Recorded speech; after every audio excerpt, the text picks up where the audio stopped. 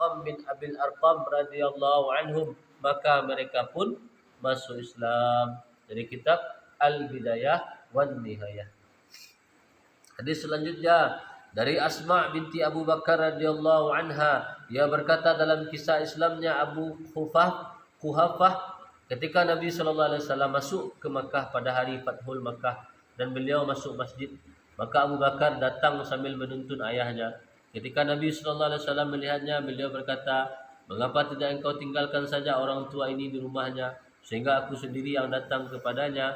Lalu Abu Bakar berkata, "Wahai Rasulullah, ia lebih pantas untuk mendatangimu daripada engkau yang harus datang kepadanya."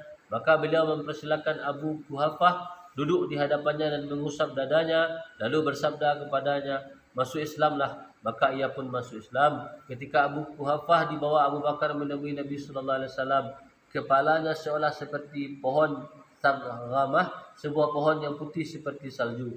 Maka Nabi sallallahu alaihi wasallam bersabda, "Ubahlah warna rambutnya."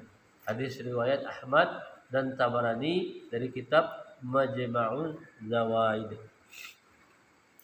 Hadis selanjutnya dari Ibnu Abbas radhiyallahu anhu, ia berkata, ketika Allah Subhanahu wa taala menurunkan ayat wa anzir ashiratakal aqrabin, wa anzir ashiratakal aqrabin, Al-Quran surat Asy-Syu'ara ayat ke-214, Ibnu Abbas radhiyallahu anhum berkata, yang artinya ketika Allah menurunkan ayat dan berilah peringatan kepada sanak kerabatmu yang terdekat. Lalu Ibnu Abbas radhiyallahu anhu berkata, maka Nabi sallallahu alaihi wasallam datang dan naik ke bukit Safah.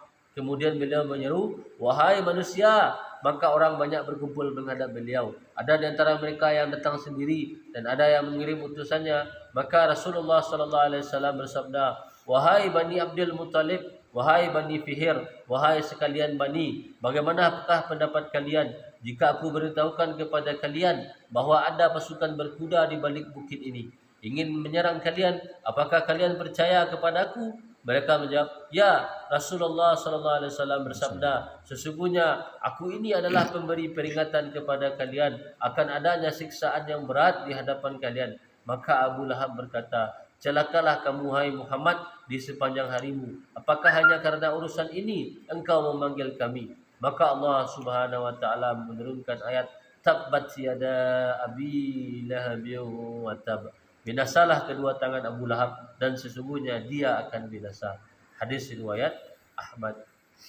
Hadis selanjutnya an Munib bin Al-Dharri radhiyallahu anhu qala, "Ra'aitu Rasulullah sallallahu alaihi wasallam fil jahiliyyati wa huwa yaqul, ya ayyuhan nasu qulu la ilaha illallah tuflihun, faminhum man tafala fi wajhihi ومنهم من حثى عليه التراب ومنهم من شبه حتى تصافى النهار فأقبلت جارية بعس من عام فغسل وجهه ويديه وقال يا بني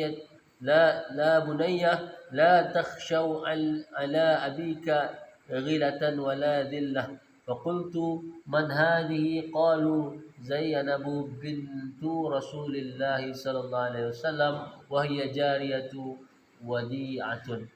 Artinya dari Mundib Al-Adzi radhiyallahu anhu yang berkata, pada zaman jahiliyah aku melihat Nabi sallallahu alaihi wasallam sedang menyeru, "Wahai manusia, ucapkanlah oleh kalian la ilaha illallah, maka kalian akan berjaya." Maka sebagian dari mereka ada yang meludahi beliau, sebagian mereka ada yang menaburkan debu kepada beliau, dan sebagian lagi mencaci maki beliau hingga tengah hari.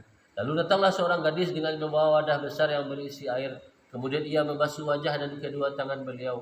Beliau berkata, "Wahai anak perempuanku, janganlah kamu takut bahwa ayahmu ini akan diculik ataupun dibunuh ataupun dihinakan." Aku pun bertanya, "Siapakah gadis itu?" Mereka menjawab, "Zainab binti Rasulullah sallallahu alaihi wasallam." Dia seorang gadis yang cantik. Diulangi dari Munib Al-Adzi radhiyallahu anhu, ia berkata, pada zaman jahiliyah aku melihat Nabi sallallahu alaihi wasallam sedang menyeru atau mengajak manusia, "Wahai manusia, ucapkanlah oleh kalian la ilaha illallah, maka kalian akan berjaya." Maka sebagian dari mereka ada yang meludahi beliau, Sebagian mereka menaburkan debu kepada beliau dan sebahagian lagi mencaci maki beliau hingga tengah hari. Lalu datanglah seorang gadis dengan membawa wadah besar yang berisi air. Kemudian ia membasuh wajah dan kedua tangan beliau. Beliau berkata, "Wahai anak perempuanku, janganlah kamu takut bahwa ayahmu ini akan diculik ataupun dibunuh ataupun dihinakan." Aku pun bertanya, "Siapakah gadis itu?" Mereka menjawab, "Zainab binti Rasulullah sallallahu alaihi wasallam."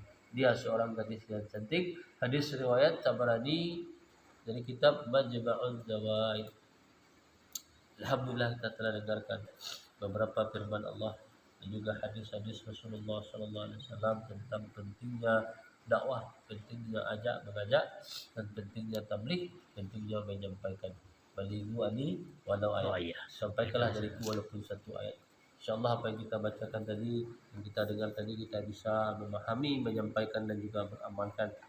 Tutup dengan doa kafaratul majlis. Subhanallahi wa bihamdihi, subhanallahi wa bihamdika, asyhadu an la ilaha illa anta, astaghfiruka wa atubu ilaik. Allahumma shalli ala sayyidina Muhammad. Allahumma.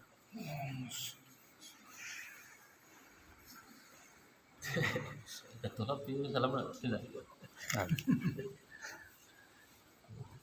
Astagfirullah.